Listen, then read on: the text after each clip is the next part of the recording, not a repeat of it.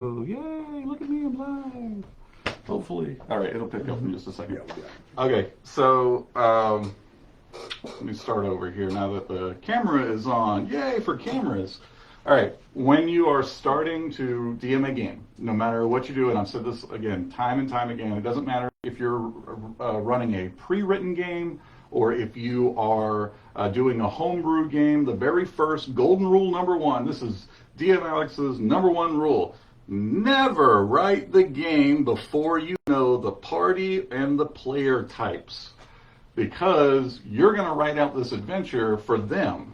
So if you don't know who's playing what, how can you write it for them? That's one of the things. We've talked about player types before. Remember that there are two schools of philosophy on this. So the first school says that there are audience members and then there are cast members, where audience members are people that are just happy to be here. They are sitting at the table. They're not going to get involved. And then you have your cast members. These are the people who want to be, right in the center spotlight. They want their character to be heard and seen doing cool stuff. So know what kind of players you have. If you have 5 audience members and 1 cast member, then you're going to have to find a way to make sure the cast member is having a good time and that your audience members are engaged enough that they feel like they're part of this. The balance is what you're trying to strike. And it's going to be harder to reel in the non-cast members. Yeah, the audience members, because they're just happy to be here. They're the ones who are probably on their phones, there's not a problem with that. They're the ones who aren't taking notes. They're the ones that are it's a social setting and they're happy to be here. Cool. But as a DM and eventually as that cast member, you guys are going to want to involve them because this is a cooperative thing that we're doing. So make sure you know what kind of party you have as well, meaning if you've got, for example, you know that if you're running Descent into Avernus, about a third of the way through, it's been all humanoids who, great, everything works on them. The rest of the adventure, it's demons, it's outsiders, and every single one of them have advantage on all of their saves versus magic.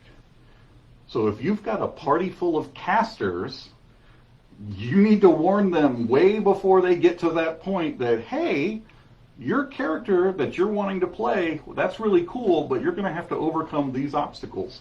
And you can do that by putting in some sort of introductory encounters, some little things that they face and go, oh, that was really tough because it had advantage on everything. And, we're going to go to this plane where it's populated by these things. Yeah, okay, I better take something, change up my spell list so that I'm more buff instead of evocation, and I might want to pick up a sword, and figure out how to do some damage with that. But at the same time, if you are playing Wild Beyond the Witchlight, if you read Wild Beyond the Witchlight, you can play the entire campaign from page 1 to the final page without ever rolling a die for combat. There is a role-play answer and rules governing the game so that the entire campaign is nothing but skill checks and role-play. If you have a party full of people who want to murder Hobo, they are not going to have fun in that game. So that goes back to know the party before you run your game. So when you're doing your homebrew, when you're doing session 0, because if you're going to do homebrew, you must, that is asterisk, gold line, you must do session 0, because that's where they're building their characters and you're kind of setting the expectation for what they're going to encounter. So tell them right then and there, hey, we're going to be doing this adventure that you're running on. It's going to be real light on magic items, but it's going to have a lot of opportunities for it. So if it's going to be less on one thing, make sure there's a balance and there's more on another. Golden rule number 2, keep secrets, but not forever. So what that means is, as the DM, you know everything that's going to happen, right? But I've just told you, never write the whole game out. So you need to be keeping track of, during session 0, what their character is as far as class and race, and what their motivation is. So, for example, if you've got a halfling that escaped slavery and now they hate all slavers, that is a real easy one to work with, because you can just simply take that motivation and work it into the story somehow. So you can say, like, okay, this first adventure is you guys going to, you're shutting down a slavery operation, right? Now the secret that you're keeping is this slavery operation was the original slavery operation that owned the halfling, and they're a part of a bigger sort of scenario syndicate kind of thing. So once they finish that first adventure, you reveal that little bit of knowledge, you know, hey, this was the original thing that you were a part of, and that's going to give that one player that, aha, that tied directly to my character, that was really cool, and then you tie it into the bigger scenario so that they go, oh, I want to continue this, and when the bigger scenario, the whole thing needs to be made up of the motivations of your players. Does that make sense? Okay. Cool. If you look at your worksheets there, so I've already listed out some information for you guys. All right, this is just a real, like I said, this is as simplified version as I could come up with on how to run an intriguing and successful adventure. Mm-hmm. So when you're doing session 0, you need to go ahead and tell them what the setting is. So, for example, are they playing in the Forgotten Realms?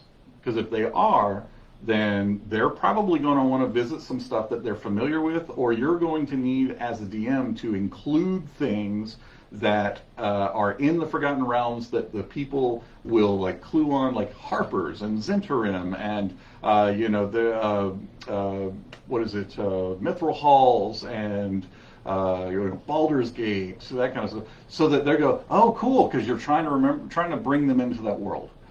If you're not playing in the Forgotten Realms or an established setting that everybody at the table knows, let's say you're playing in your own original setting, right?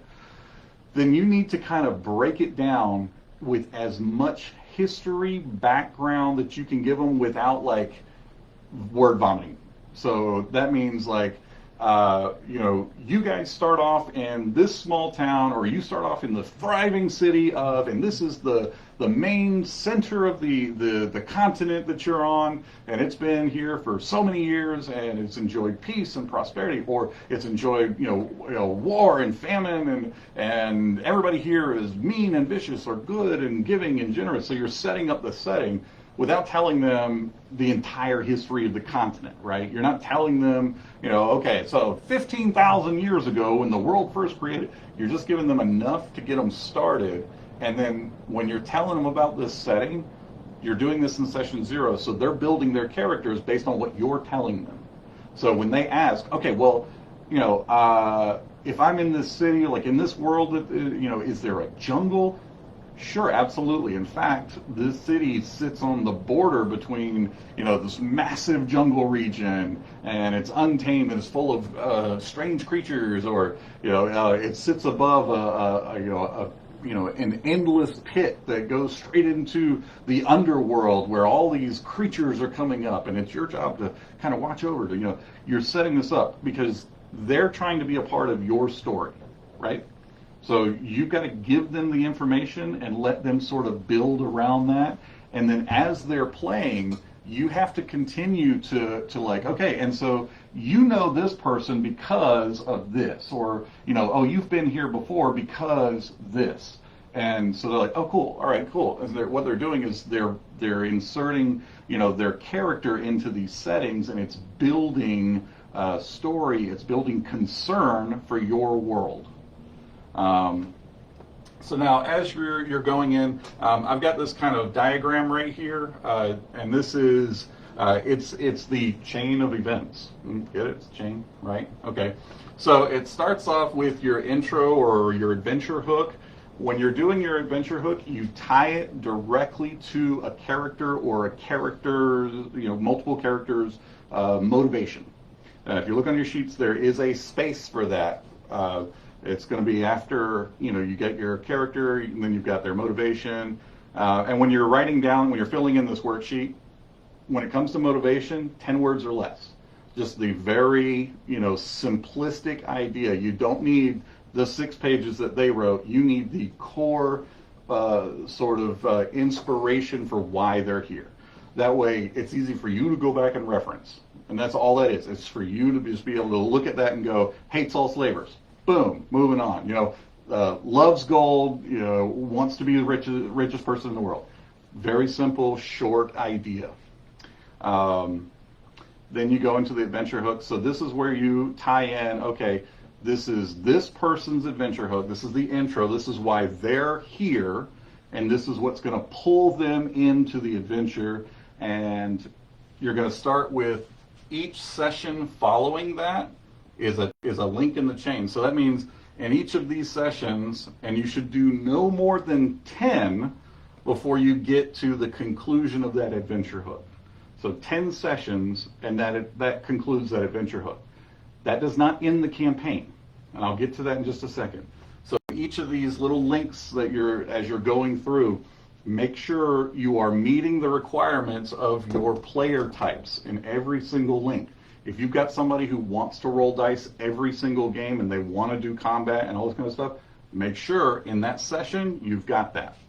If you have puzzle solvers, if you have mad scientists, whatever you have, whatever type of player that you've got sitting at the table with you, make sure that you have something for each person there so that when they leave your table, they should be happy and be excited to do the next session. And it's not just like, oh, cool, I'm playing D&D. It's, I care about what just happened and I want to continue this. So by the 10th session, this is where you're going to conclude that first adventure hook. Now what that means is you're going to give a token, which is a clue or an answer to that original adventure hook. You're going to give the next hook, and that hook goes right back to the original formula. Pick your next character and put whatever, whatever adventure hook is for this person's motivation. And then you reward your party.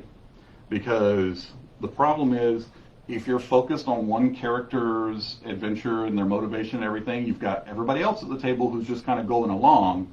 So make sure that when you get to the end, everybody gets a reward.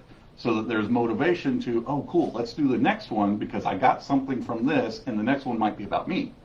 So when you do your reward, again, knowing your player types, knowing your party, make sure your rewards match what is important to each player. So again, if you have the rogue who wants to be the best thief in the world, have something to start them on that. And it doesn't have to be a ring of invisibility, which is probably every rogue's sought after, most this is the holy grail for them, like Paladins is the holy avenger, there's something, there's that one thing that they're hoping to get to. Lead them into that. So if you've got someone who is they want to just be the biggest, baddest hombre out there. They want to be smashing face. They want to, if everybody here who's seen Vox Machina or watched Critical Role or anything, if they want to be Grog, the Goliath barbarian, not very smart, doesn't care about a whole lot other than smashing face, then make sure that when reward time comes, you're not giving them a potion. Unless it's potion of regeneration, makes you smash longer, or, something along those lines. And then as you complete the adventure hook for that character, make sure that you have a reward specifically for them. Give them some, hey, you did good, and here's that thing. It's more than just getting an answer to their motivation, because now if they've solved that one, why do they want to continue? Well, because this was only a piece of the puzzle, and it turns out, your suffering in your original tragedy was actually due to this thing up here, so you want to keep going, and this is going to give you the power to do so. So then you just repeat that process until you've gone through every character at your table. Now, each of these chain of events should be lengthening and tying into one great big overarching story. So it could have started off with the halfling, for example, we're going to use that again, was sold into slavery and escaped. The first adventure hook took the party back into the original slavers. They put them down, they put them out of business, whatever. And then they found out that that slavery ring was a part of a bigger design. So that leads them to a city where, this is where the mage, has some contacts. It turns out that those contacts are in on the syndicate, and they're trying to stop the party because, they're getting power or they're getting wealth or something along those lines. Eventually leading to the final big guy, the final thing that you've been, foreshadowing from adventure hook number 1, when you give that very first token where you give a clue towards something bigger. They get to the big bad evil guy, BBEG. And, it can be anything. It can be, it's been an aboleth who's been using its psychic powers to control, heads of these organizations towards its own sort of domination of the world. Okay, because everything should end in some sort of big climax. That's how we are kind of drawn into the story, is, as you get to realize, like, oh, it's a bigger problem, it's a bigger problem, it's a bigger problem, until finally it's a worldwide ender problem, and our party is here to save the world, or doom it if you're playing a negative one. If you're playing a anti-hero, something along those lines. So there you are. So you get to that point, and this is where we get to our very last line. Let players write the ending. The difference between an adventure game and a story is that in a story, the ending has already been written by the person running the game. They're the ones that have already decided how this is going to play out. So no matter what, the players are eventually going to reach this end. That's not a game, that's a story. They're just here participating in your story.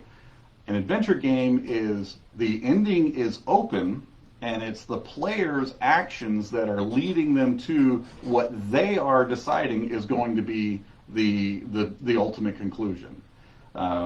We've talked about this in class before, where remember that I tell you guys, do not plan everything out, and take notes about what your players are saying and thinking at the table.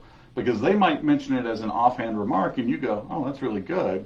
And then you go back to keeping secrets, where you go, I'm going to put that here much later on and reveal it. And they're going to go, oh, remember when I said that? And they're going to get super excited. Because remember, the first rule is everybody needs to have fun. That includes the DM. Everybody needs to have fun at this table. If nobody's having fun, you failed as a DM. There's a way to fix it. It takes open communication, it takes patience, it takes forgiveness, it takes all kinds of stuff where, what was the main part of the problem? Was it unmet expectations? Did you not set expectations correctly in session 0, which is usually where the fault lies? If you as a DM let characters die or fail and you don't try to rescue it in some way, then that's definitely a failure on your part. Now, if the players don't take that rescue when you offer it up, okay, that's their choice. They don't have to take it, but you have to do your part to try to save whatever is going on. So, for example, had a party that they were on a boat in a river, and they had come up on another boat that was filled with goblins. Now, it was a goblin-made boat, so it's not the best quality. I give all kinds of context clues, like you can see that it's not, all the wood doesn't match. They have smoke billowing out of the cracks in the deck and out of the sides of the ship. You don't even know how this thing is still afloat, right? So they pull up beside each other, and they do what every player who's ever been on a ship wants to do. They want to board the other ship and fight the goblins on their ship. Okay, well, goblins are, small creatures, not a whole lot of heaviness to them. Well, the half-orc barbarian dives from the crow's nest of their ship onto the deck of the goblin ship, and is like, okay, here's where realism comes in, because I tell them all, there are consequences to your actions. So it's like, all right, cool. We're going to see if the ship deck, holds on to you. So I roll, and it's like, oh no, so the deck just completely gives way underneath you, and you plummet into the ship. And it's like, okay, cool, that's the end of your turn. And then I tell everybody else, this is what you see, and I explained it to them, and they're like, great, that's really cool, I'm going to fireball the ship. Yeah. I'm going to let that sink in there. Yeah. That's a Okay. probability of happening. So, okay, so they have their barbarian in the ship that they can't see. It's already coming apart, and then they fireball it. Yeah. All right. Barbarian's toast. Yeah, barbarian was absolutely dead. There was no saving that. But now I have to deal with the fact that, okay, now their ship is on fire next to their own ship, and what are the goblins going to do? Abandon ship onto their ship. So, yeah, so they're bringing the fire with them onto the ship because goblins love fire. So you're like, oh, burn our ship, we'll burn your ship. End up with 2 ships on fire, 1 dead barbarian because nobody can get to the barbarian, and you know, it just ended up dissolving literally into everybody dying and drowning. And it's like, okay, wait a minute. How could I have stopped this situation? You know, we talk about, I like to set expectations. I make sure people know that there are consequences to actions. I try to keep realism because I love the immersion of it. And I'm like, okay, well, I don't know. And I had to think about it for a little while, and I had to go back and I was like, okay, actually, I should have known the barbarian was going to do that because in like the 3rd session, now this is, when this happened, this is like 6 months down the line. In the 3rd session, they did something very similar where they dove off of a balcony into a fight that was happening below them. Of course, I should have remembered that, and it should have been like, okay, that ship doesn't get close enough for you to jump on it. You know, they're going to keep firing at range at you, and if you try to go closer, you know, I could have done that. Or I could have just, you know, just said, okay, you break through the first deck, but you're so big that you like get stuck in the hole that you create, so you're still halfway above deck. You know, you could still fight and defend yourself, but you're going to be doing it at disadvantage because you don't have the use of your legs. Could have done that. There's a lot of things I could have done. What could the players have done? Maybe not fireball the ship. Yeah. You know, we talk about this all the time. When it comes to running adventures, it is so easy for the DM to kill a party. We control everything. It is the easiest thing in the world. I don't even have to think about it. It is very difficult for me to not kill a party or let them kill themselves due to their, you know, terrible actions, bad decisions, whatever, because I'm trying to maintain realism, maintain the expectations that I've set, but at the same time I don't want the game to end because they just don't get it, so I'm going to have to adjust too. So it's like, all right, this is just going to keep happening. I need to realize that and just kind of take this stuff out. You know, let's just not worry about it anymore. We're not going to have that in there. So, all right, so if you're looking at your worksheets here, okay, at the very top there, again, you've got your setting, right? So you're going to write in what your setting is. So if you're setting in the Forgotten Realms, cool, set in the Forgotten Realms. If it's a specific place in that setting, like if your setting is a city within a realm or within something, you know, your own homebrew creation, write all that information in. Because that's just easy when you come down to your session 0. Okay, you guys are going to be starting in the city of blah, or you're starting in the realm of blah. You just fill in the blank there. The next, again, you're going to go through and you're going to take up your character race, their class, their name, and then on the next section there, you're going to write in each of their motivations in 10 words or less. So this requires you communicating and talking to your players during session 0 of, you know, okay, well, why are you? You know, why are you a Aarakocra barbarian? That's a good one. Okay, so why are you that? Oh, well, because of blah, blah, blah, blah, blah. Cool. What I heard was, you know, I'm tribal, or I have this inner rage in me and I don't know where it comes from, whatever. Whatever they say, condense it down to 10 words or less and put that in that blank so that you can go back and refer to it and use this as a checklist so that as you complete their motivation, check. That's like a, you know, little thing that goes, okay, I did good, and then move on to the next person.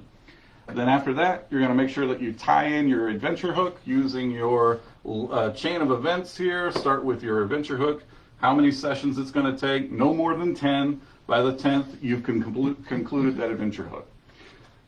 I know 10 sounds like a small amount of time, right? 10 sessions. If you're playing weekly, that's 10 weeks. That's over 2 months of playing. It's 2.5 months. That's a long time for a single adventure hook.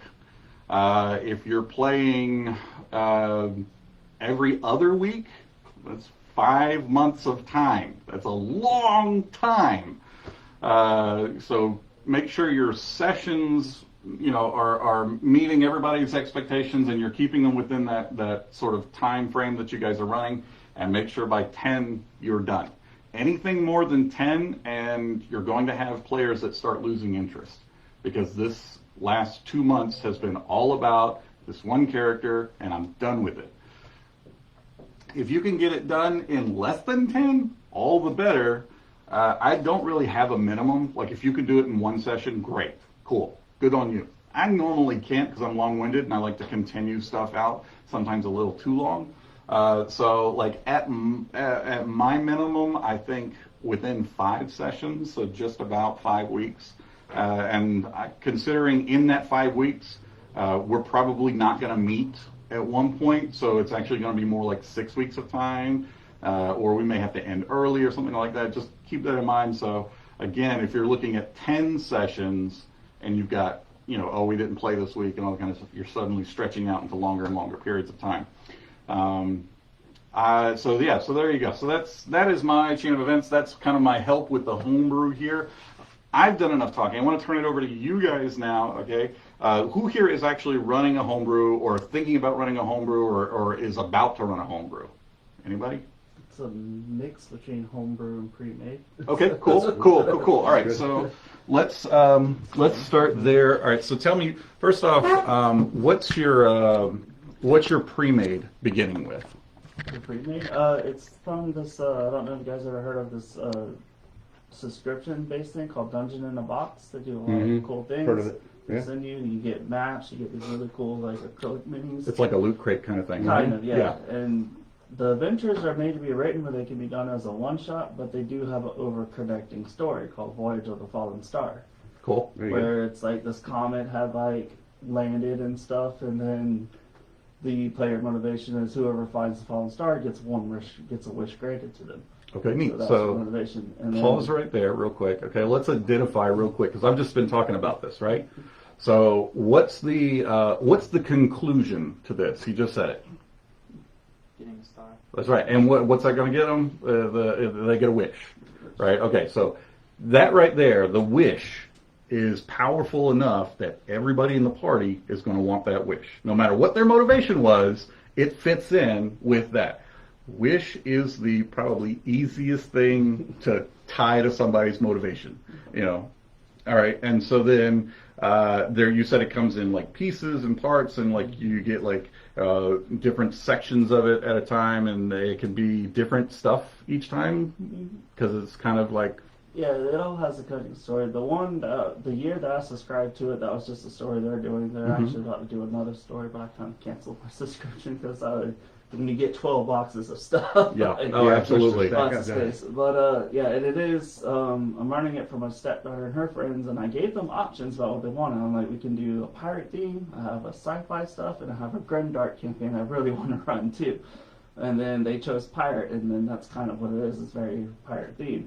But the beginning of it isn't very pirate, so I'm kind of home brewing the intro section. So there we go. So all right, I'm changing it, and I want to get them to where the module starts. All right, so in session 0, you're setting the expectations right away. So you tell them that, hey, this is going to be a pirate-themed adventure, because that's what you guys want to do, which that right there fits a whole lot of stuff we've already talked about on the board there. You're listening to your players. So they're building their characters around this idea of they are pirates.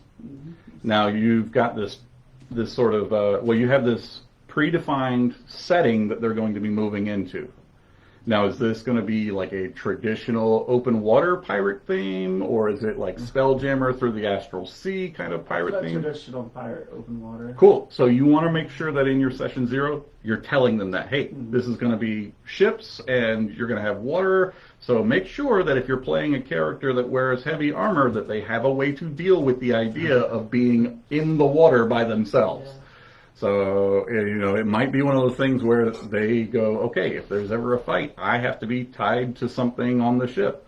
But cool thing is, you now know, hey, there's that little weakness there that I'm going to put that character in peril, and the rest of the party needs to figure out a way to save them, or that character needs a way to save them. Shipwreck happens, and now everybody's been tossed into the ocean. How does this, character survive? And you should give them a little bit of, a little help there. Like you sputter to the surface and you've grabbed a hold of some debris, and that's the only thing keeping you afloat right now. Now what? And then turn it over to them. Let them tell you how it goes, and let the party get in there too, because they're going to be the ones who want to talk about this and how to fix it. We got some people commenting. Hi guys, that's Christopher Hood and Scott. Scott, this sounds really complicated. It is. That's one of the reasons we have the class, is because we're trying to help people understand it a little bit better, and try to actually use this knowledge to improve their own games and build on their own skills. Okay, cool. So now you've got the predefined, you have your setting, you have done session 0, so they know what the expectations are, they know what the setting is, you know what their motivations are at this point, right? But you do have this predefined thing. So as we're getting to the final wish, the final reward that they're going towards, how do you plan on tying that to each of those characters? Well, I asked them for them to come up with a wish, and they have yet to tell me their wish. They're kind of split right now. Cool. So, and I actually kind of told my stepdaughter, she's kind of it's her and her group of friends, so she's the one coming in. And I told them, I'm like, well, it's okay for you guys not to be able to agree on a wish, because that can make some good party dynamics. Because realistically, a group of 4 travelers, while they may have the same goal in mind, get the falling star, they may not all agree. That's right. So I'm thinking I won't know the wish until if they find the fallen star and get to it. I'll be just as surprised as they are. Okay, so, cool. Because when they made their characters, for some reason they decided to curse themselves, and I don't know why. I didn't tell them to do it, but they did it. Hey, that's cool. Interesting. Yeah. So all heroes are born from tragedy. One of them was tragedy. thinking that we should wish to get rid of our curses, and then some of them are playing as monster characters. Like one is a Medusa, one is a full-on orc. And I did tell them, if you play as monsters, people aren't going to necessarily be as kind to you. So the one is thinking, well, we could wish to end the monster racism. So that's why genocide. Yeah, okay. Yeah, one wants to end racism, one wants to end their curses. So that's where we're at right now. Okay. I have kind of done the session 0 with them already. They got their characters created. I went through their sheets to try and be I had to go over and fix a few things. Mm-hmm. Have you come up with your starting point where everybody's going to gather? Oh, yes. Awesome. I'm going to gather on a big ship. Okay, Cool. Excellent. I bought that big boat mini that was sold here. I'm Yeah. gonna All use right. it. So, Yeah. There you go. Yeah. So that's actually a really good topic. We can talk about real quick.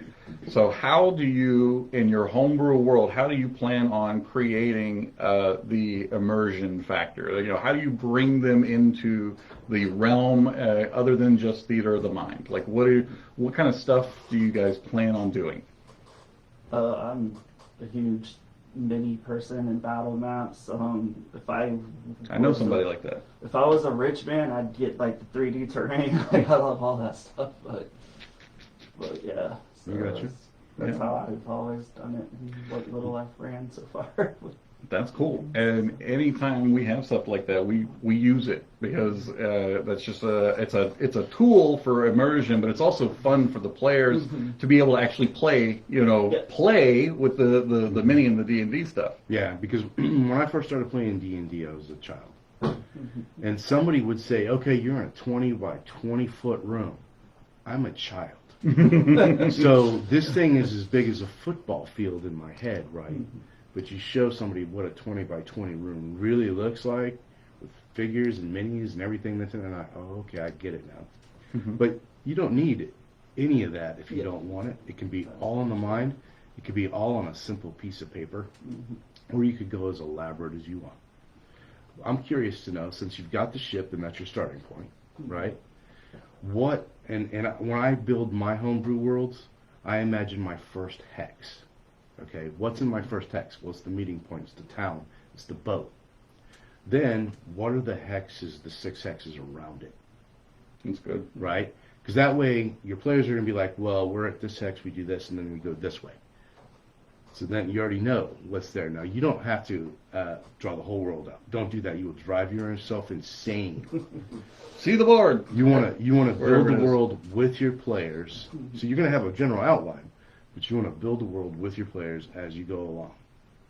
That'll help you out immensely, and you'll have more fun.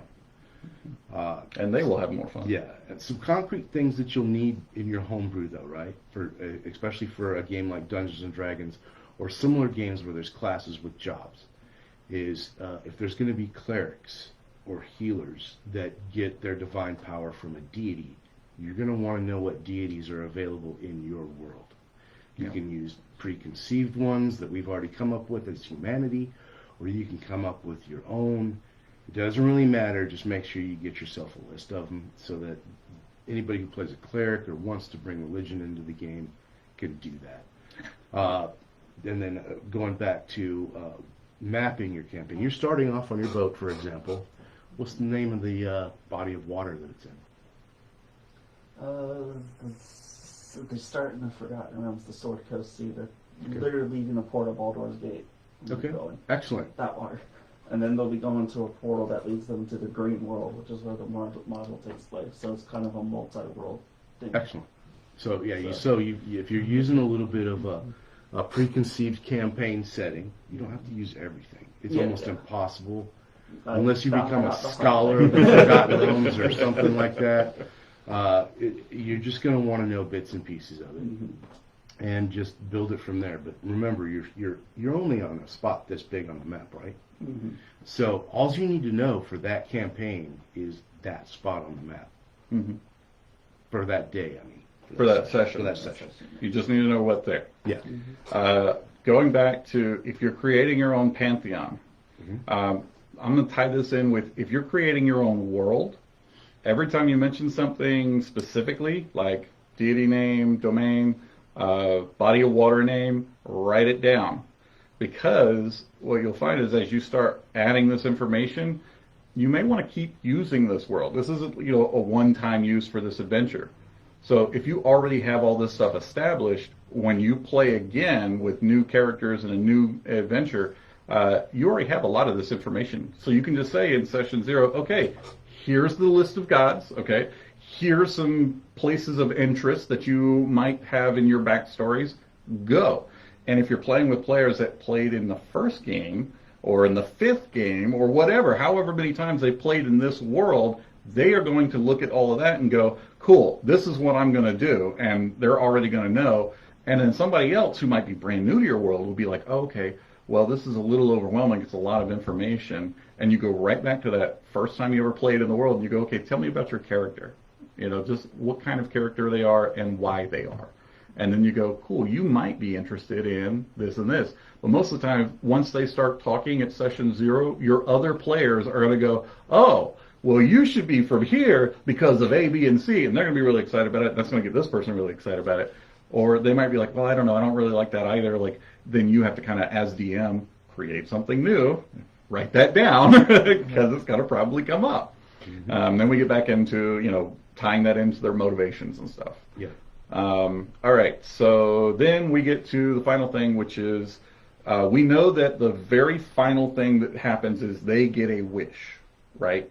But along the way, what kind of treasure is going to be available to them? This is a pirate thing, so there's got to be booty. Oh yeah, there's definitely going to be treasure. The module's actually pretty good at giving you magic items. Even in the very first dungeon, there's this really cool cloak. I just read it, but I already forgot it right now. But yeah, so there's a lot of stuff along the way. And then the cool thing about it is they'll end up getting this thing called the astral compass. And the module actually gives you a compass thing, and then in each box you even get stickers. So as they complete each book, like I said, the module comes in little tiny books. It's very easy to run.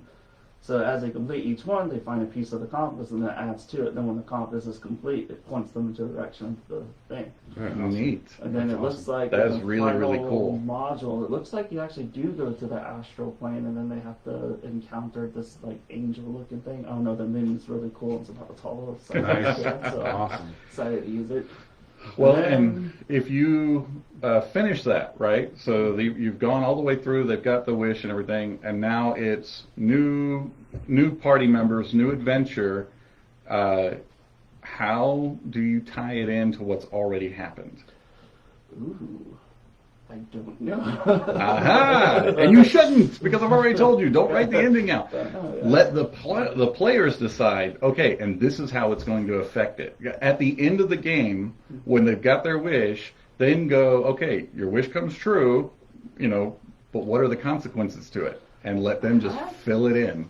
I had a thought, but it depends on what level they are. The campaign should actually run them to level 20, so they should be pretty strong. Like, wow. Talking about here.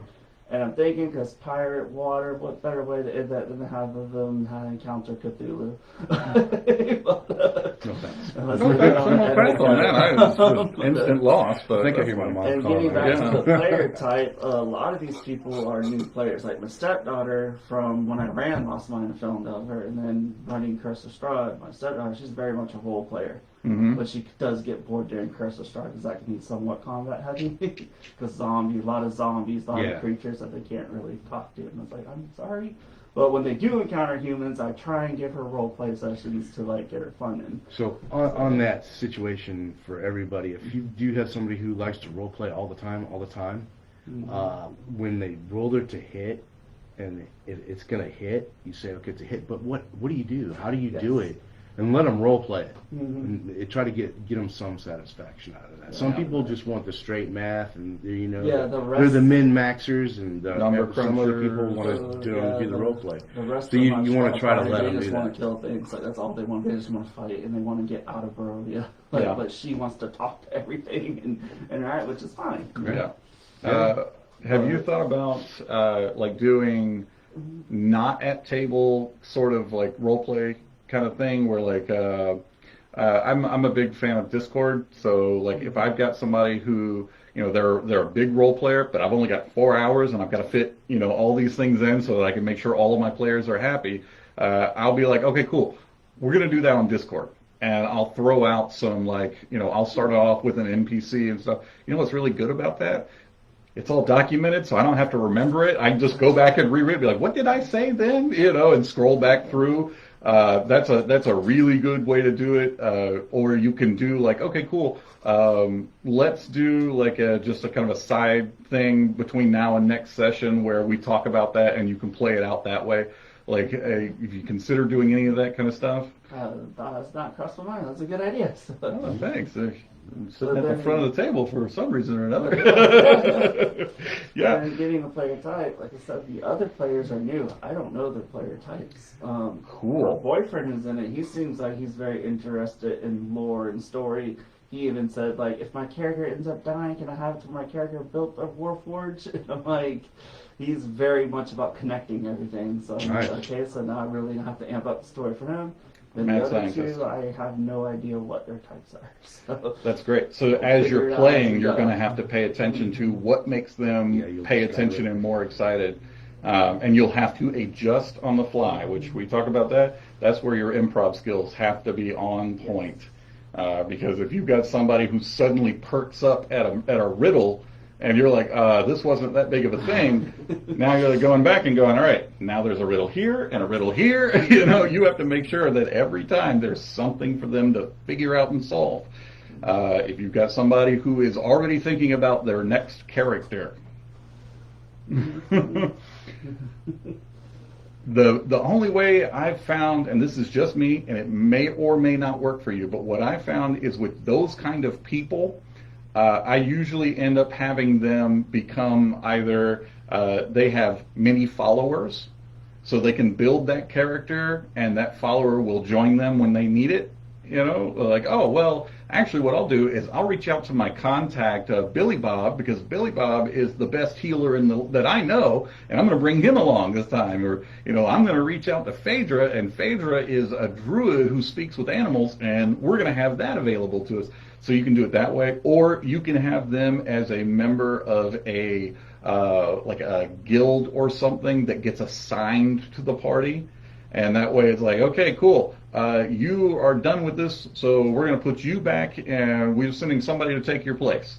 And they can bring in another character right there. And the party is going to go ahead and accept it, because if you establish at session 0 that, okay, cool, this person is a member of a guild that has been assigned to your party, they are assigned to observe, or they are assigned to help you out and make sure you succeed, but this person may or may not be here the whole time, and they may get replaced, then it becomes normal when it's like, okay, cool, thanks guys, that was fun, glad we survived, cool on the treasure, we're going to take this information, we're going to take this back to the guild, and we'll send somebody out to join you for the next part. Might be me again, and eventually they will get to that point where it's like, oh cool, who do we got this time? And oh cool, we remember you, we did this, and really or somebody brand new that they've come up with, they're like, what are you all about, And like, oh, I'm a necromancer. And the paladin's like, you're a what? And it's like, okay, cool. There's dynamic there, but they can't really... best friends. Yeah.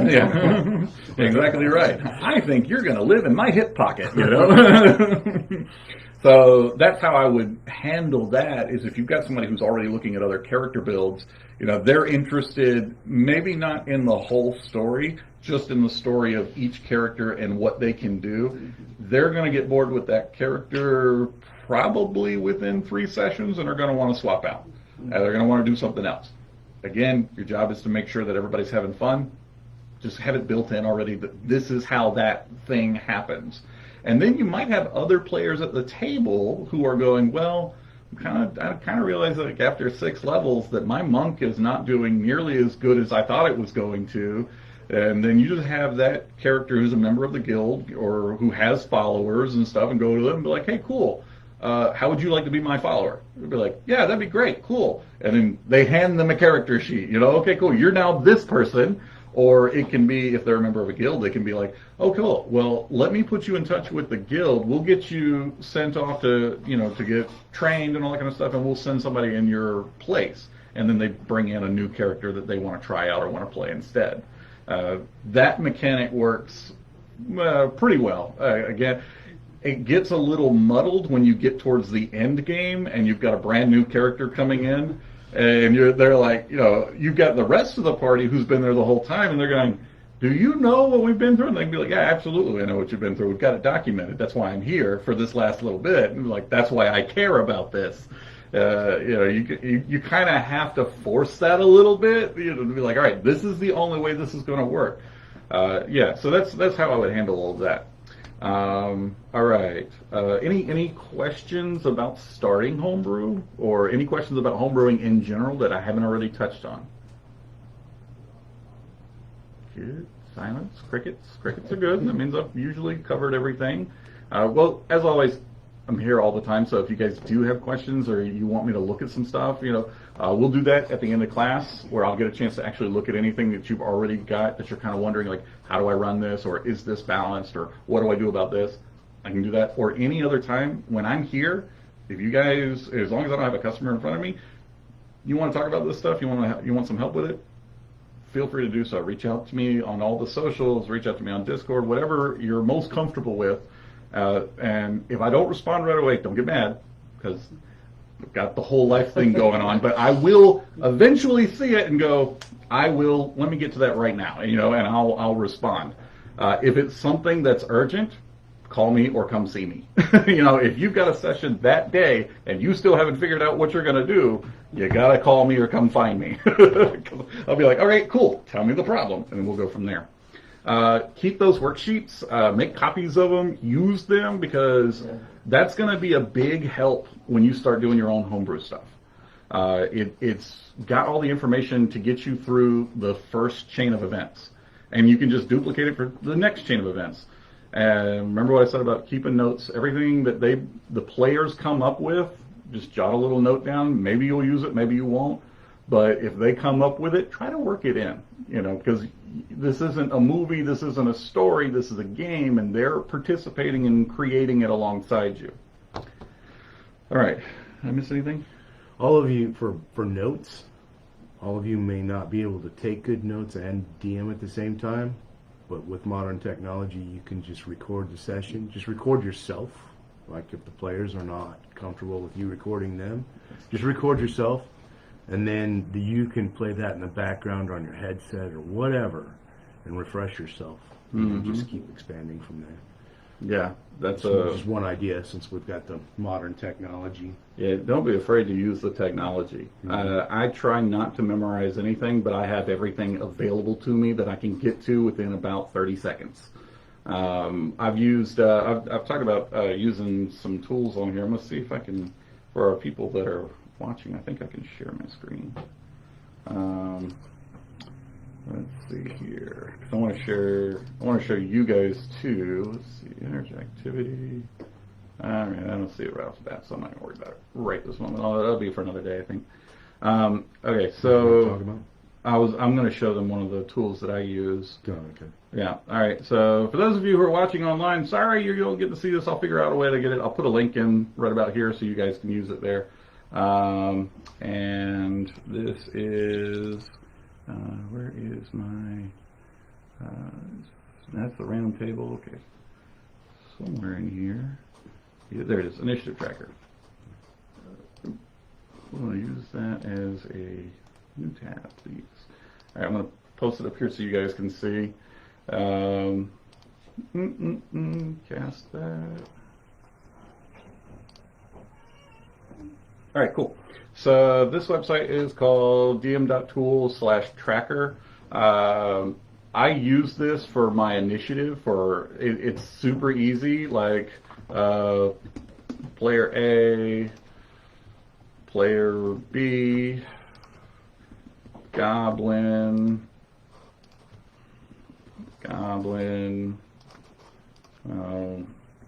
player C. Right, okay, everybody rolls initiative. Cool. So when I start typing in a monster that already exists out there, it puts in all I need to know about that monster. I don't need to have the cards handy. I don't need to pull up a thing. It's got it right there. So if I need to, I can go right here where you see the little link button, and it takes me to the card. Right? Pretty neat. It's a very handy thing. It keeps encounters moving. But I've got all this in here. I'm going to hit the sort button, and it puts it in order for me. So I don't have to do anything. I just set up a whole encounter, and it took me how long? Right? And I have access to the information I need. I've got the HP tracker right here. I can put in, they just took 3 damage. Right? Easy, free, available to you. This is another one of those topics we talk about, using the technology that's out there. I want to drop this, like I said, to our people watching at home. Here is the link for that. It's so handy, and I use it all the time. You can use, if you're on D&D Beyond, for those of you who kept your subscriptions, we are not going to talk about the OGL. That has been settled, sort of. Yeah. In case you didn't know, they're going after Roll20 now, saying that they're a video game. Yeah. Anyways, moving on. If you're using D&D Beyond has that function in there for you as well, where you can create your initiative tables. It's got the monsters available to you as well. As you saw, when I clicked on the link, it took us to D&D Beyond and showed us that thing there. But you've got one. Well, it also allows you to create your own homebrew and track everything. So like the name of your starting point, cities, towns, NPCs, whatever. As long as you have the account. I honestly don't know if this is available to free accounts. I have no idea if it's available to free accounts. But it allows you to track just about everything on there. What's it called? It's just D&D Beyond Homebrew Creations under Collections. Cool. All right, everybody at home, you got that? So it's D&D Beyond Homebrew Creations under Collections tab. So you can go in there and set up whatever it is, from monsters to places of interest to pretty much everything. The whole 9 yards. Everything. So the whole 9 yards. So yeah. And again, when we talk about, make notes, keep track of that kind of stuff, because you may come back to it. There's a handy way of keeping track right there. All right. What else? What else can we talk about now? So we've talked about kind of the how to run it and stuff like that, and you guys didn't have any questions, which I'm going to have to vamp now for 45 minutes. So, no, but like one of the things I talked about when we were talking about immersion, right? And kind of circle back to that now. We talk about using minis and stuff. I'm a big fan of technology, as you can probably tell, because I use it a lot. Have a playlist. If you're doing pirates, sea shanties, man, sea shanties, right? If you're doing, any sort of like heavy combat thing, there are playlists, free playlists out there that you can have in the background that are just instrumentals for stuff like that. I like to do, if I have access, if I'm playing here at the store, I've got the TV that I can cast to, and I'm constantly throwing stuff up there. So like, if it's a monster that I don't have a mini for, okay, and this is what you see, and it's like I have a placeholder on the map for them to use for as far as the tactics go. But imagination, I take it all, it's right there. They can see this is what you see. I like to do that kind of stuff. If it's a spooky sort of like, you come upon a cabin in the woods, nice little trope, throw up a picture of a cabin on the woods, have printouts for that kind of stuff. I say it's the digital age. This is easy enough to put on a tablet and go, and you, bam, see this. You're making it real easy for you. Yeah. If you're on Discord, I drop pictures and stuff directly into our Discord chat so that because that's one of the times like when I'm not here and I don't have the TV available to me. Everybody's on the Discord, so I'm just like, okay, and then this shows up, and everybody's like, holy crap, they're like, oh wow, whatever, but it's all right there, and then I don't have to remember what they ran into because it's documented, it's right there. So, and then they can be putting stuff in too, like, okay, this is what my character looks like, drop a face claim on there. Whatever. So I use the tech. It's there for a good reason. For music, I like to use Lear RPG Music. He has gone in and created mini playlists for different subjects. That is Lyre. Yeah, Lyre. Yeah, Lear. Lyre RPG Music.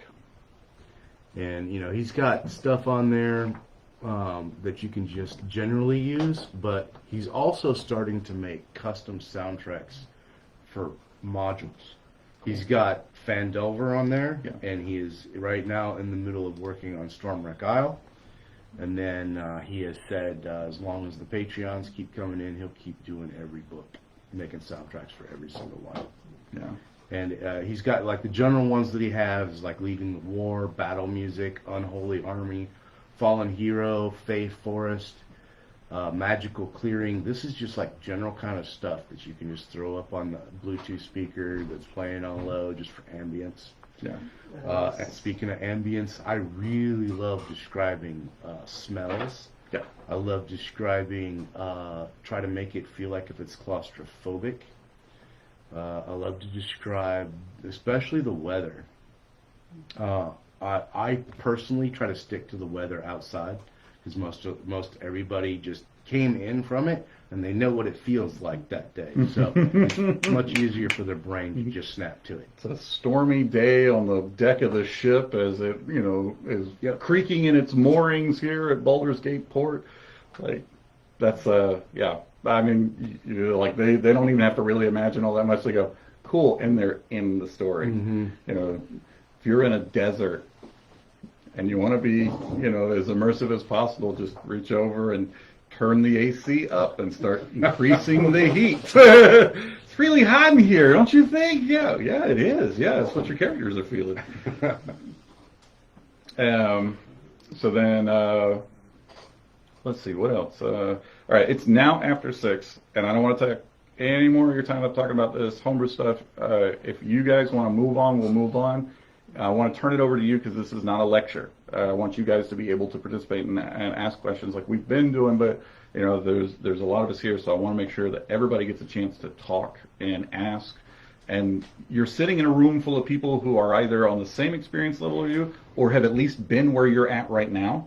And we want to help you because we want you to be DMs. We want you to continue promoting our favorite hobby. Well, at least it's my favorite. Yeah. I'm not going to speak for you, but I'm invested in you. Yeah. I mean, I want you to succeed. I want you guys to have a table full of players, if not Tables full of players. People should be lining up to get into your DMs. Whatever questions you may have, I'm available. He's available. Just bring him anytime. Doesn't have to be right now, but if you got some right now, that's what we're here for. Otherwise, contact us anytime. Yeah, absolutely. All right. Anybody got anything? I do have a question. Awesome. Ghost, yes, thank you. So, this isn't necessarily about home brewing, but just in general. Sure. So Cool. things like, what do you guys think is like the best way to kind of track, like, you know, like how long should it be? Say you have an adventure, it starts in the daytime or whatever, like morning time. How do you guys track, like, okay, at what point does it become like night, or like something like how long does this time span? You know. So you're talking about how to track the environment and the atmosphere around the players, or around the characters, not the Just like- players. Just like how, you know, at what point do you, in your experience, think like, okay, it's night now, or you know, is it just like, do you have a kind of set? I like, do time, distance, and actions. Okay. So, literally, a man can walk so many miles in an hour, right? Mhm. So you can get that average and get to know it. You can only do so many things in an hour, too. A lot of things you'll want to ask players is like, well, I want to search the room. Great. How long do you take time to do that? I take 10 minutes. Okay, what's everybody else doing for 10 minutes? Yeah. So eventually you're going to start building it in your head that time is moving along, and when somebody asks you, you'll be able to throw something out pretty arbitrarily fast. And just remember, like I said earlier, whatever it is, be confident about what you say. If it took 2 hours, it took 2 hours. And just from then on, though, if they do that action again, you've already got the time. Well, you already done this before. You know it takes 2 hours. It's going to take 2 hours again. And just keep doing that. I do very similar to him. I tell them, okay, you're starting today at this time. You've done this so far, and you've got to do this today. You know, and then I let them kind of take it from there. And depending on how long they take to get to whatever it is, I'll be like, okay, cool. Now you arrived. It took you this long to get here. And I tell them that, and they go, all right, we got that. And then, you know, whatever it is, once they start the thing, again, if they're zooming through it, you know, cool. You finish that whole, you know, you clear that dungeon in an hour. You get out, the sun is still up. Speedrun. Yeah, you know, but if they get in there and they're struggling with every single encounter, it's like, okay, it's gotten late. You know you've been in here for hours. The sun has to have gone down by now. Your bodies are tired. What do you do? You know, the thing is the players themselves will start to dictate time, because you may present them with something, doesn't matter what it is, an object on an obelisk. And if they sit there and talk about it for 30 minutes in game session, has 30 minutes gone by? Yeah. Well, maybe it was an hour in game time. Yeah. So yeah, you can use that as action mechanics too. I have a favorite trap. It's a puzzle trap. I've used it countless times, and it never fails. Now, some of you have already heard this one, but it's the button. Your party appears in a room, and there are no obvious exits or entrances. They're just there. In the center of a room is a button, and then there's like a voice that says in 10 minutes or in 2 hours, the end will come. You know, something very vague, and then there's like a visible timer for them to start counting down. And it's like, okay, well, do we push this button or not? You know, and it's like when they push the button, you know, the timer resets. I'm like, okay, cool. Well, without fail, every single group that I have run the button on have taken at least a whole day in game trying to figure out how to get out of this room. And usually after about 6 hours, they're going, okay, wait, we need to figure out, you know, we got to eat, we've got to drink, you know, we got time for a rest here. And they start figuring out, okay, but, you know, we've got to make sure somebody stays awake during the rest, because somebody's got to hit that button to make sure that the end doesn't come. And eventually, without fail, everybody finally gets fed up and goes, I don't care anymore. I don't care. I don't want to do this anymore. Let the end come. And it's like the clock reaches 0 and a door slides open. And that's all there is to it. but they have just spent however long, that they hit that button over and over again. I keep track of that and be like, okay, you've come out and it's been hours. Or if you really want to mess with them, be like, you were in a pocket dimension. This is 5 minutes in the real world. Just you get to kind of decide, and they get to kind of decide, how the time works. Make it make sense to the story. Whatever is more compelling, have it be that. So if they're going to a graveyard, I don't care how long, I don't care if they left at the crack of dawn and it's on the other side of the city. I'm putting in enough stops along the way, things to pause them, trip them up. So they're reaching that cemetery at dusk, because that's more compelling. Again, you're playing the pirate thing, right? So even if it's storming and you can't see the sun, there's got to be something, unless it's completely pitch black, that's giving them some sort of idea of what time of day it is. So what would you do? This is how he's going to handle it. So like what time of day it is? Yeah, Like how it starts? full storm, hurricane, Full storm, yeah. no complete cloud cover. They can't see stars. They can't see the sun. How do you handle it? How do you handle passage of time? I don't know. Let's see. I didn't really give that much thought. Just kind of full storm. So I guess they would have to be able to tell, like, before the storm happened, how the sky looked. Because back then, people could look at the sky and tell the sun.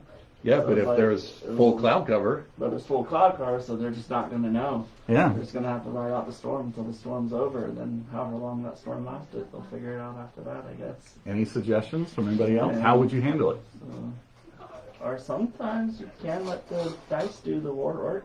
Roll a d4, 4 hours passed, 3 hours passed. 2 Sure, hours so passed. that's a good way to do it. Go for it. What'd you Actually, say? one of the recommended ways to do Fill it. a bucket? Yeah, just fill a bucket with rainwater, and then keep doing that over. Every time this And bucket 10 fills. buckets since. There you go. That's actually a good one. Look at that. He's over here writing that. Good. Fill in buckets. Because that fits into the. Nice. So thank you. See? Hey, look. You're in a room full of DMs. We've all got ideas. You don't have to try to go it alone here. Anybody else? How would you? Anybody else got any ideas? Throw them out. There's no bad ones. What if on the ship there's somebody whose job it is to ring the bell at every hour? Okay, it's 3 bells. That means, we gotta do a crew switch out. Down to- Yeah. But what happens if that person gets tossed overboard? Yeah.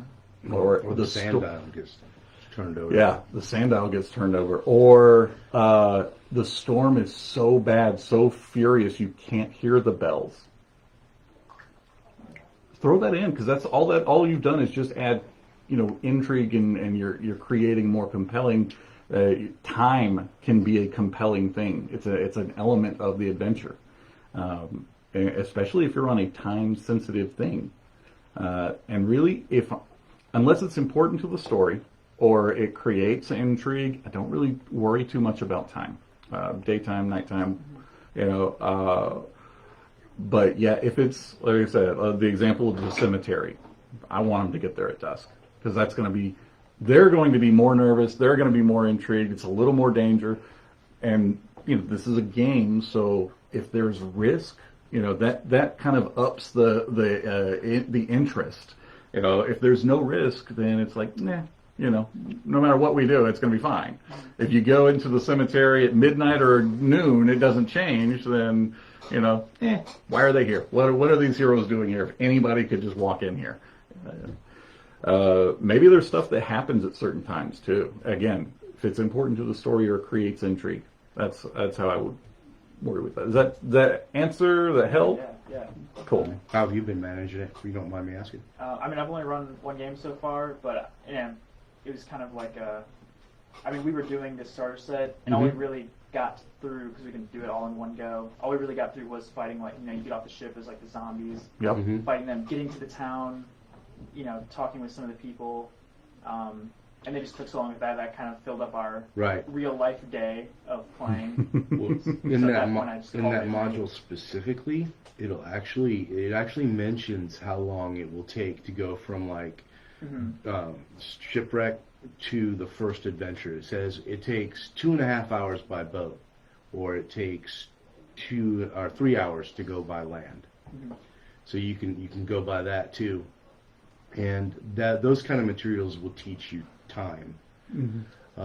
Using creative adventures, because it also tells you that, let's say they go by land, they say, well, if it takes 3 hours, they want you to throw in a counter in, like I believe it's specifically kobolds. They get ambushed by kobolds if they go by land, and if they go by sea, there's nothing hits them until they get to the cave itself. So sometimes some pre-adventures will have some time in there for you to try to learn from, but otherwise, like I said in the beginning, I just use real time and distance to try to gauge. How long have they been doing something? What are their actions? Okay, they started at breakfast. Well, now it's 11sies because you did this, this, and this. One thing for people who are creating their own homebrew world when it comes to daytime, how long is a day? Right. Is it in Earth 24 hours, or is, because this is on another realm, are they on a 36-hour, 48-hour? Keep that kind of stuff in mind. Throw some interesting things out. Even on our own planet Earth, there are places in the world that maybe they don't get a full 12 hours of daylight. Or maybe they get, seasons of daylight and then seasons of darkness. That could be something that you kind of work into your game, or have that in, again, part of the game as well. If it makes sense and it, again, builds that intrigue and gets people interested, or, you're coming up on the end of the rainy season, or you're coming up on the end of, or the beginning of the darkness season, what kind of things happen and how long do they have until the next season? That's stuff that they can be like, okay, we've only got a month longer of this, and then we're going to be okay. We just got to survive another month of this. Or we've only got a month left, and then we got to be ready, because then we've got 6 months of this. Whatever it is. But when you're building your homebrew world, keep that kind of stuff in mind. And whatever you say, write it down, document it, use it again. It'll probably get brought up again. All right? And randomly. Yeah. Wait, what season are we in right now? That was a good time. Yeah. Anybody else have anything? Yeah, I got a question. Go for it. So my first time attempting to DM, it didn't work out so well. The starter set had just come out, so it was like several years ago. And I had a player who was obsessed with the game. I mean, he went and got the player's handbook, had already read it, or had a PDF of it anyway. And he was way ahead of me in learning the game. And so I'm just, I know what's in this little pamphlet here. That's all I know. And so the game fell apart because he would throw something in that I wasn't familiar with. And I think he was just a really smart, really passionate guy, but it hurts me because I was like trying to play catch up to where he's at, learning this stuff. I didn't expect to have to know all the spells and all the stuff that you don't. So in that situation, what would you have any tips that you would give? Absolutely, yeah. I would have said, great, you're my rules lawyer. You're my encyclopedia. When I have a question, I'm going to refer to you. And so for spells, if you have a character who's going to cast spells, just ask him to read the description of the spell out, and then ask him, okay, what does that look like when your character casts it? That's a little bit of role playing too. Right. That just helps you out. Again, if they make an action you're not familiar with, I don't care what it is, dash, dodge, dip, duck, dive, dodge, duck. Have them read it out to you and say, okay, great, how are you implementing it in this situation? And it becomes a back and forth. It still may not limit your frustration, But basically, you're just going to have to try to learn how to just be a duck and let that water slide off your back and absorb it. And it sounds cliche, but you're going to learn from it. Oh, sure. So in that situation, that's exactly what I do. And that is exactly what I do when I know I have a player who knows the rule book better than me. I will flat out go, what's the ruling on that? Yep. And then they'll sit there and describe it, and then sometimes I'll be checking simultaneously to see if they're not bending the rule for themselves. Right. But yeah, no, use it, and they'll start to appreciate it. Most of them will. Some of them you can't, everybody. I'm going to. I second that. There is a guy that I like. He breaks down the types of players, and he's the one that I talk about. He tells you there's two schools of thought on this. The first one is there's cast and then there's audience members. Well, then he says, or the other school of thought is, and he breaks down each character. He talks about the murder hobo. He talks about the mad scientist. He talks about the rules lawyer. And after he's identified each type of player, he tells you this is how you make them happy without destroying your game. Mm-hmm. And that is his go-to. He said, you got a rules lawyer, you have the great tool right there. And not tool in the way that, you're currently thinking, but tool as in, I don't have to memorize this because I know there's somebody at the table who's already got this. So I tell them right off the bat, okay, cool. The dragon's going to breathe a cone of cold. What's the length on that breath weapon and what's the DC? And they're going to, and what's good about that is I didn't have to memorize that. There's somebody else at the table who's going to take the blame if it goes badly because they're the one who gave me the information. And that person just got validated because they got to do what their player type is, which is be the rules lawyer. It is an asset because it's helpful. It's something I don't have to keep track of. And as a DM, you are keeping track of an entire universe of stuff going on. Mm-hmm. Let somebody else keep track of the mechanics. Yeah. How does that work if he's going to do this? Well, he could do A, B, and C, or D, E, and F. Cool. We're going to do that, and just go from there. If they're challenging you, this is where I would get frustrated. Fully understand that. If you say, well, this happens, and they go, well, that's not how it works. It should work like this. We are playing in a game of make-believe and magic. Just because the rules are written this way, rules as written, does not necessarily mean that it's going to work that way every single time. Now that right there is your response back to them. They have now challenged you. You have rebutted them with literally quoting the DMG to them, which this is not rules. These are guidelines to help you create. Yes, most of these things will do this thing that you've just said. But this one is different. Now this person who's the rules lawyer is no longer thinking, well, the DM is running it wrong. Now they're going, well, I need that information because that's going to come up again. Why is this thing different? I'm no longer irked because I'm not challenged. I've just put it back on them. They now want to know everything there is to know about that creature. And I'm putting in the back of my head, okay, I got to create something real quick about why this creature is this way and this worked this way. Why this trap did this instead of what it's supposed to do. And I've got an improv, which we talk about. Improv is your biggest skill that you're going to go to. Write it down, take a note, because it's going to come back. Because if you've got a rules lawyer, they're going to memorize that thing. Okay, so does this dragon spit a line of acid or is it a cloud of acid? It's like, well, according to the rules, it's a line. But last time we encountered it was a cloud, so it could be a cloud. What does it look like? And you're going to have to remember, okay, the last one had red spots on its tail, so, oh yeah, this one's got red spots. The rules lawyer gets validation right then and there because they go, this one's going to have a cloud, you guys, and you move on. They're happy, you're happy, everybody's moving on. You don't have people face palming because the rules lawyer has challenged and stopped the momentum of the game. We're moving on. So be happy when they're helping you, and when they challenge you, just throw it back to them that this is different because blah, and be ready to go from there.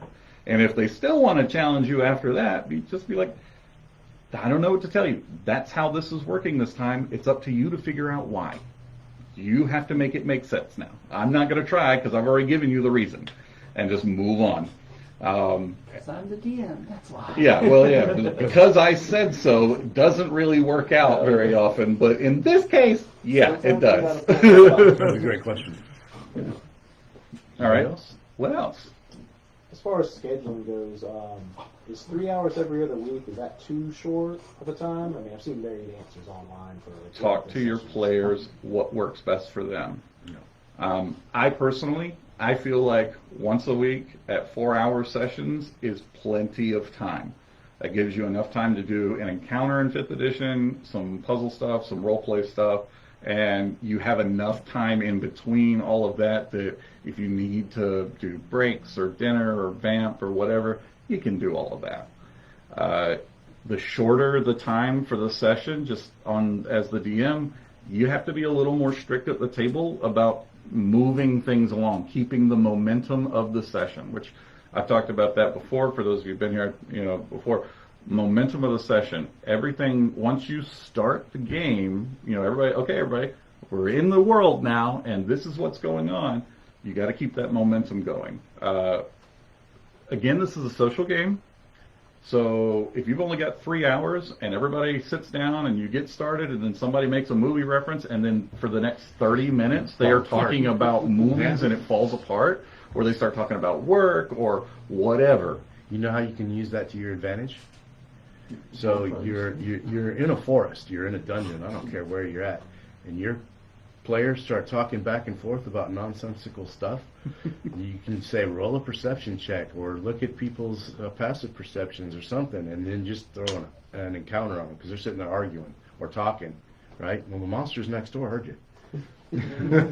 They're hunting someone, or they're looking for something, and they're making enough noise. You guys sound like yeah. I had to do that last mine. I found that. I was like, they just would not move, and they just kept arguing over opening this door, and then I just set them So on the board. was there something on the other side of the door? Yes. Okay, they would have heard them. Yeah, That's what I wanted. So they I got was to like, I had picture them bust themselves. out, and I even had the ones in the room bust out, so they got surrounded. And I set the minis on the board while they're still talking, and then I go roll for initiative. There you go.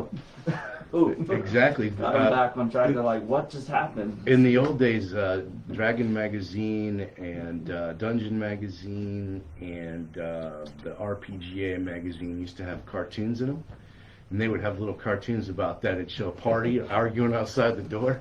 And then the monster opens up the door. They keep arguing. They don't see the monster. It's pretty funny. Yeah. I tell my players that, like, while what you're saying in real life is not necessarily what your characters are saying, but the act of you talking is your characters making noise. They're having a Probably discussion not. about Yes. something. Yeah, because they're probably not walking in silence. Yes. There's very few So people do that. Yeah, so monsters will hear them. Yeah. And on that note too, when you're doing your session 0, make sure that you tell them, hey guys, this is the expectation. We only have 3 hours. When you use your example, I've got 3 hours. That's it. And I love all you guys. Love getting together and playing this game, but we've only got 3 hours. So we're going to have to keep, the outside chatter down. If you guys want to go get coffee before this or pizza after this or whatever, cool. Remember that. Let's do that afterwards. We'll do waffles. Cool. Waffles. But we're here because we all want to play this game too. So, let's make sure we're playing the game. Now, it's unavoidable because if you're in this hobby, if you're in this game, you've probably seen or read something, heard something that made you go, I would like to do that as well. Okay. And so when that thing comes up, like I want to swing on a rope and sword fight somebody. You've seen it in countless number of movies and TV shows, all that kind of stuff, read it in books. When that thing happens, most likely that player is going to, or somebody at the table is going to go, oh, just like blah, blah, blah, and then there's going to be a conversation. Mm-hmm. I don't want to punish the players right away with that. I'm going to let them talk for a minute or two, and then I'll be like, okay, and next, as DM, you are the referee, you are the one who's trying to make sure everybody's having a good time, including yourself, and don't you as the DM get pulled into that as well, because you're probably got an opinion about whatever it is, You just got to keep in mind. All right. That's cool. That's fine. That's fine. All right. Next, and then or this happens or something. You've got to get everybody back into the game. So when it comes to back to your original question, what's the appropriate timing on the session? It's up to you and your players, but set that expectation at session 0 of we've only got this much time. So let's make sure that love to have you guys in. If you guys want to come early and hang out and chat and cool, great. If you want to stay after, great. For those who can do that, awesome. If you can only have this 3 hours available to you, then when you get here, let's make sure that we're on task here. We're here to play games, so let's play the game. And you just sometimes you do have to be a little firm about it, but I mean, that's your job. You took the seat, so you have to do that responsibility. But there are ways to incorporate it into the game as we've discussed. So you are meeting, you said 3 hours approximately? Probably going to do 3 hours every other week. That's what we're looking at. So 3 to 4. So, yeah, okay. Bi-week or every other week, we only get 3 hours. That means I'm going to try to pack in as much as possible into that 3 hours so that you guys will come back 2 weeks from now. But let's make sure that when we're here, we're playing the game. We're getting right into it. Every other week, that means twice a month. They're meeting for 3 hours, a total of 6 hours a month. That is not a lot of game time. So you've got to pack every hour with some stuff. In that case, shopping trips, crafting, anything like that that's going to take time in the game, have it happen outside the session. Okay. Be like, okay, cool. So you guys are going to get to do some shopping. You need to know this ahead of time. So between now and the next session, you've got 2 weeks, do your shopping, and then when we come to play next time, be ready to go. Okay, you're going to do some crafting? Great. We're going to say that's happening between sessions. So, if you've already got the item or whatever that you're going to craft, if it's like the beginning of the session and they're talking about that, okay, cool. Yes, you go ahead and write that item down on your sheet. You can go ahead and use it this session, but between sessions, we need to do a little role play and cover that so that we can actually, this is how that happened during this time. But you need to go ahead and tell everybody else at the table, all right, so we were originally going to be starting on, this day at this time, but because the wizard needs to craft a wand, you guys are pushed 3 days back. And now we're starting at this. Do that kind of stuff at the table so that the rest of the party knows, okay, for 3 days, the wizard is unavailable and doing this, so what's the rest of us doing?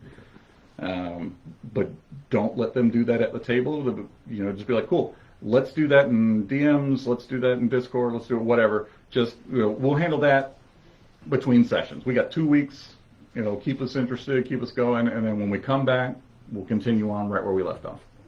Do you have a Discord channel? Do all of you have a Discord channel? Nice. Yeah. It work. Yeah, I use my group as a good example of this. So my group and I have been playing together for 17 years. We meet just about every Saturday. We're same group of people, core group of people.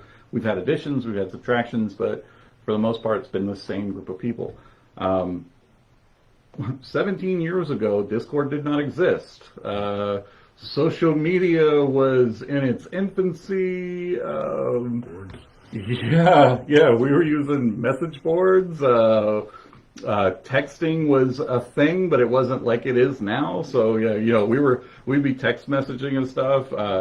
I got a lot of stuff on AOL Instant Messenger and Yahoo Messenger. That's going to put a date on me, I guarantee you. But that was the stuff we used to do between sessions. If we weren't just meeting up and talking about it, and inevitably that would happen too. People would show up at work and be like, okay, cool. So last week when we were doing this, I want to be doing this. All right, cool. Yeah, that makes sense. We'd do that. All right. Discord also has another valuable tool for your group besides communicating with one another. Inevitably, you're going to have a player who's going on vacation.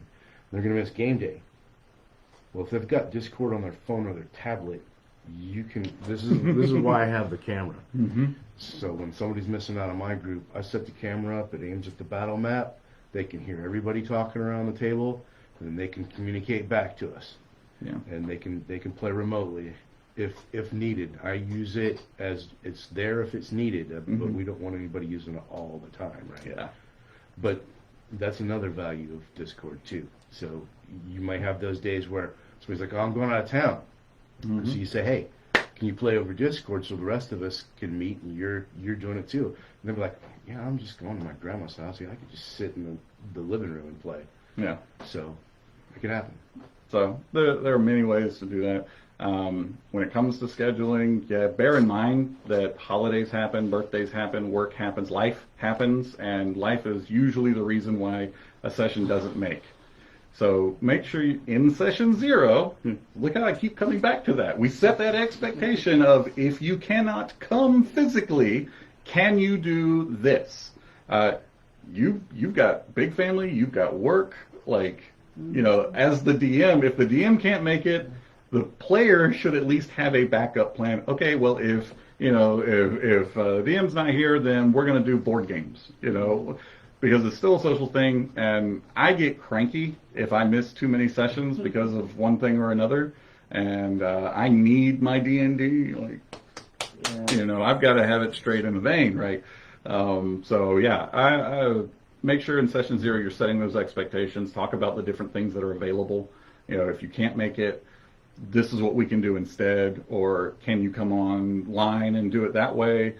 Set it up for it at session 0 so that when it happens, not if, but when it happens, you've already talked about it, you know what's going to happen, and you guys can continue the game. Because, especially for yours, that's going to be a big one.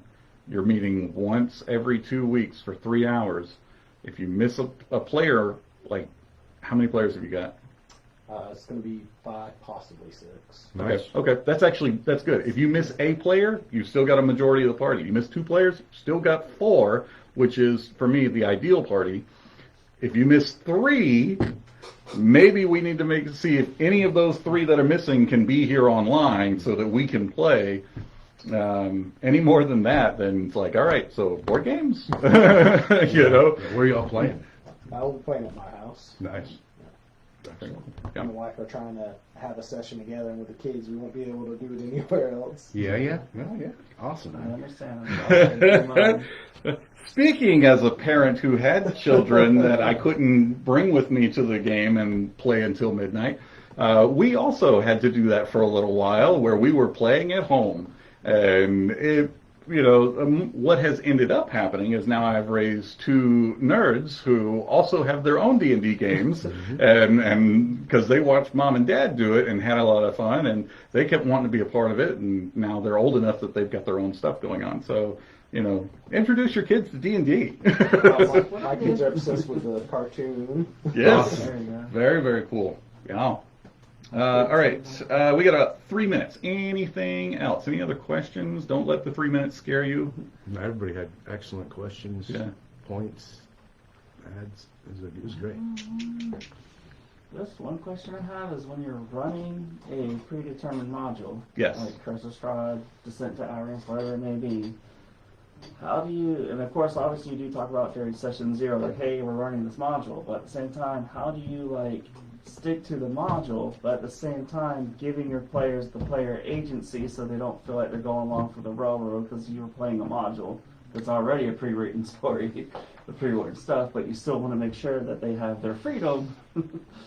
So, if you get what I mean, you want to give them the freedom, but you want to run the module at the same time. That's so tough. At that that's point, a tough balance. at that point, you really only have the choice of keep trying to push them towards the module somehow, some way, come up with something, or just let them go off and go with them. Yeah, you may be stepping into either another campaign, have that ready. Okay, they're 13th level, so we're going to start here in this one for whatever reason. Or you may have to be ready to homebrew in a half a second.